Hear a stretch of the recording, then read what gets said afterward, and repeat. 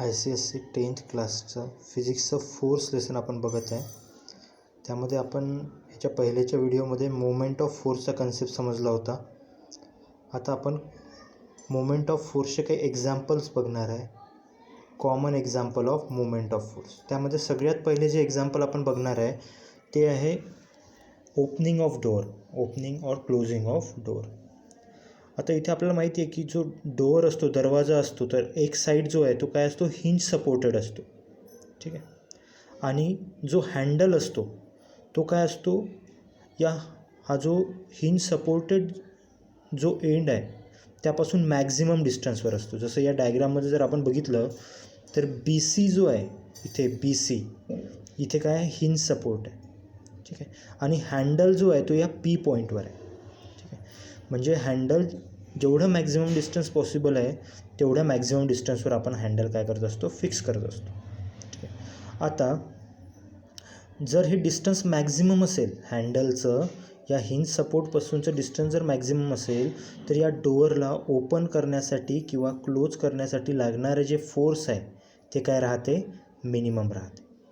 आता जर handle P पॉईंटवर असेल तर डोअरला ओपन करायसाठी लागणारे जे फोर्स राहील ते काय राहील, मिनिमम राहील. पण जर सपोज आपण काय केलं, या Q पॉईंटवर जर फोर्स अप्लाय केला, ठीक आहे, तर काय ऑब्झर्व होईल आपल्याला, तर सेम डोअर ओपन करण्यासाठी आपल्याला पहिलेपेक्षा म्हणजे P पॉईंटवर जेवढं फोर्स आपण अप्लाय केलं होतं त्यापेक्षा जास्त फोर्स Q पॉईंटवर आपल्याला अप्लाय करावा लागत. आणि जर हा point of application of force जर आपण Qपासनं आणखी आपण शिफ्ट केला आणि R पॉईंटवर नेला. आता R पॉईंट जो आहे तो काय ॲप्रॉक्सिमेट या BC लाईनच्या एकदम क्लोज आहे, किंवा आपण कन्सिडर करू की हे जे हिंज सपोर्ट आहे या हिंज सपोर्टवरच तो काय आहे, लाय आहे.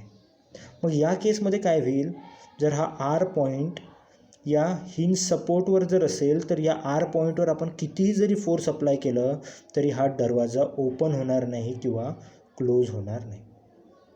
ठीक आहे. म्हणजे या एक्झाम्पलवरून आपल्याला काय ऑब्झर्व होते की डोअर ओपन करण्यासाठी जो हँडल आपण फिक्स करतो तो हिंज सपोर्टपासून मॅक्झिमम डिस्टन्सवर फिक्स करतो. कारण काय आहे, तर जर हे डिस्टन्स मॅक्झिमम असेल म्हणजे ज्या ठिकाणी आपण फोर्स अप्लाय करतो त्या पॉईंटचं जर या हिंज सपोर्टपासनं, म्हणजे या हिंज सपोर्ट म्हणजे काय झालं, जो डोअर जो रोटेट होतो या हिंज सपोर्टच्या अलॉंगमध्ये रोटेट होतो. म्हणजे इथे काय असेल, या BCच्या अलॉंगमध्ये ॲक्सिस ऑफ रोटेशन असेल. म्हणजे point of application of force म्हणजेच हँडल जो आहे तो काय ठेवतो आपण या हिंज सपोर्टपासून म्हणजे ॲक्सिस ऑफ रोटेशनपासून मॅक्झिमम डिस्टन्सवर ठेवतो. आणि मग त्यामुळे काय होईल, तर आपल्याला डोअर ओपन करण्यासाठी लागणारा जो फोर्स राहील तो काय राहील, कमीत कमी राहील. जसजसं आपण काय करू, या ॲक्सिस ऑफ रोटेशनच्या क्लोज जाऊ, म्हणजे हिंज सपोर्टच्या ॲक्सिस ऑफ रोटेशनच्या म्हणजे BCच्या क्लोज जाऊ, तसतसं सेम डोअर ओपन करायसाठी लागणारा जे फोर्स राहील ते काय होत जाईल, ग्रॅज्युअली इन्क्रीज होत जाईल. आणि एक पॉईंट R असा येईल जो पॉईंट काय होतो, या ॲक्सिस ऑफ रोटेशनवर किंवा हिंज सपोर्टवर लाईव्ह होईल आणि त्या पॉईंटवर आपण कितीही जरी फोर्स अप्लाय केलं तरी दरवाजा ओपन होणार नाही. कारण काय होईल की इथे आपण Rवर फोर्स अप्लाय करत आहे, पण हे R जो पॉईंट आहे तो ॲक्सिस ऑफ रोटेशनवर किंवा हिंज सपोर्टवर लाय होत आहे. म्हणजे डिस्टन्स जे आहे ॲक्सिस ऑफ रोटेशनपासून ते 0 आहे. म्हणजे इथे जे क्रिएट होणारं मोमेंट ऑफ फोर्स राहील ते पण काय राहील, 0 राहील. ठीक आहे. तर हे बघितलं आपण पहिलं एक्झाम्पल मोमेंट ऑफ फोर्सचं, ओपनिंग और क्लोजिंग ऑफ डोअर. आता सेकंड एक्झाम्पल इथे दिलेलं आहे, अ हँड फ्लोअर ग्राइंडर. आपण कुठलंही जरी ग्राइंडर घेतलं, कुठलंही हँड ग्राइंडर जर घेतलं, हँड ग्राइंडरमध्ये आपल्याला माहिती आहे की आपल्याला काय दिला असतो, एक हँडल दिला असतो. ठीक आहे. आणि त्या हँडलची लेंथ जेवढी मॅक्झिमम ठेवता येईल तेवढी मॅक्झिमम ठेवली जाते. कारण काय होईल, जेवढी त्या हँडलची लेंथ मॅक्झिमम राहील तेवढंच काय राहील, point of application of force जो आहे तो त्या ॲक्सिस ऑफ रोटेशनपासून म्हणा किंवा सेंटरपासून काय राहील, मॅक्झिमम डिस्टन्सवर राहील. आणि तो त्या ग्राइंडरला रोटेट करण्यासाठी आपल्याला जे फोर्स अप्लाय करावं लागेल ते काय करावं लागेल, मिनिमम अप्लाय करावं लागेल. ठीक आहे. एक्झाम्पल दिलेलं आहे, the upper circular stone of a hand flour grinder is provided with handle near its rim that is at a maximum distance from centre so that it can easily be rotated about the iron pivot at its center by applying a small force at the handle. Third example दिलेलं आहे त्यांनी, steering व्हीलचं example दिलेलं आहे. आपल्या कारमध्ये वगैरे जी steering wheel असते त्याचं एक्झाम्पल दिलेलं आहे.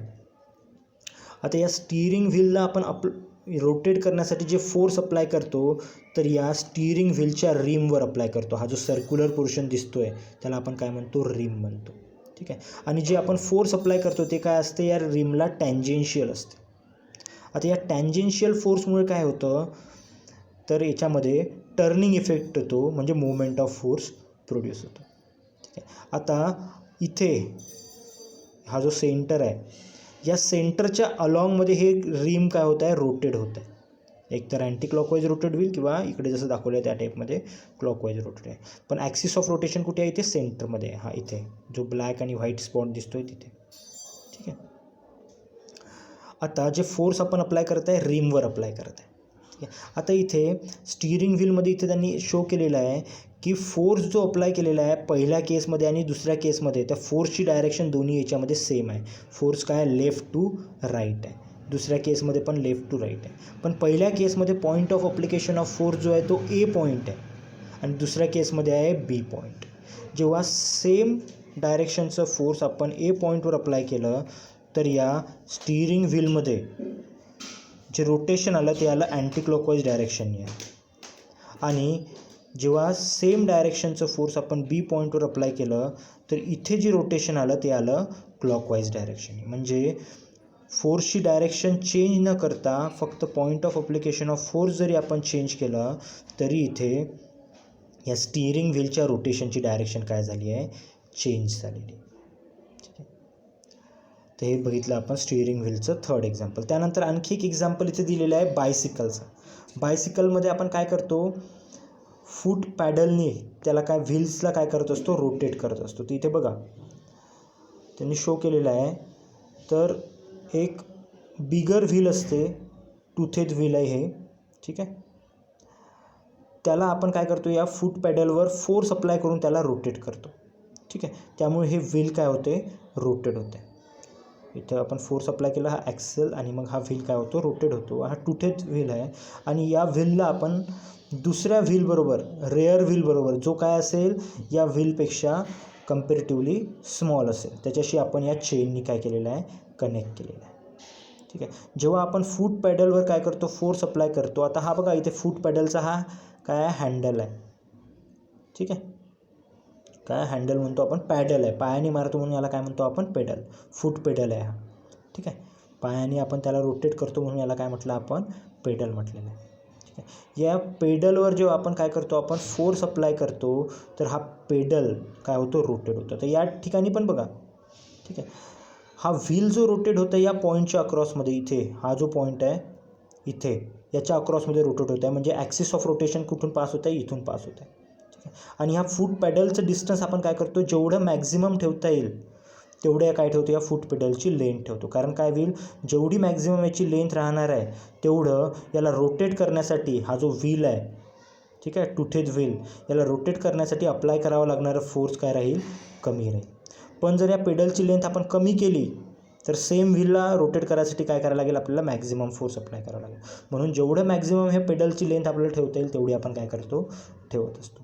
हा जो पेडल आहे हा काय आहे, साईजनी ग्रेटर आहे, लार्ज पेडल आहे, बिगर हा जो व्हील आहे, हा व्हील हा काय आहे, साईजनी मोठा आहे, म्हणजे बिगर व्हील आहे. ठीक आहे. याला आपण काय फूट पेडल कनेक्ट केलेलं आहे. या पेडलची लेंथ आपण जेवढी मॅक्झिमम ठेवता येईल तेवढी ठेवू. त्यामुळे काय होईल की आपल्याला जे याला रोटेट करण्यासाठी लागणारे जे फोर्स राहील ते काय राहील, मिनिमम राहील. कारण डिस्टन्स इन्क्रीज झालं मग मोमेंट ऑफ फोर्स क्रिएट करण्यासाठी लागणारं फोर्स काय होऊन जातं, कम्पॅरेटिव्हली कमी लागेल. ठीक आहे. हां, मग इथे फूट पेडलवर आपण फोर्स अप्लाय केला त्याच्यामुळे हा बिगर व्हील रोटेट झाला. हा टूथेड व्हील आहे आणि आपण याला कोणाशी कनेक्ट केलेला आहे, या रेअर व्हीलशी. कशाने, चेनने. म्हणजे फूट पेडलवर फोर्स अप्लाय केलं त्यामुळे हा बिगर व्हील रोटेट झाला आणि तो या रेअर व्हीलशी कनेक्ट आहे चेननी, म्हणून हा रेअर व्हील पण काय होईल, रोटेट व्हील. आणि अशा प्रकारे काय होतं, आपली याला मग आपण टायरशी कनेक्ट केलेलं असतं आणि मग आपली बायसिकल काय होत असते, मूव्ह होत असते. तर मग turning of tooth of wheel of bicycle हे 4th एक्झाम्पल बघितलं. आणखी एक 5th एक्झाम्पल आपल्याला दिलेलं आहे यामध्ये, तर स्पॅनरचं एक्झाम्पल दिलेलं आहे. आपण स्पॅनरचा कशासाठी यूज करतो, ही जर डायग्राम आपण बघितली, spanner use to loose or tight the nut. स्पॅनरचा आपण कशासाठी यूज करतो, स्पॅनरचा तर नटला टाईट किंवा लूज करण्यासाठी यूज करतो. ठीक आहे. आता इथे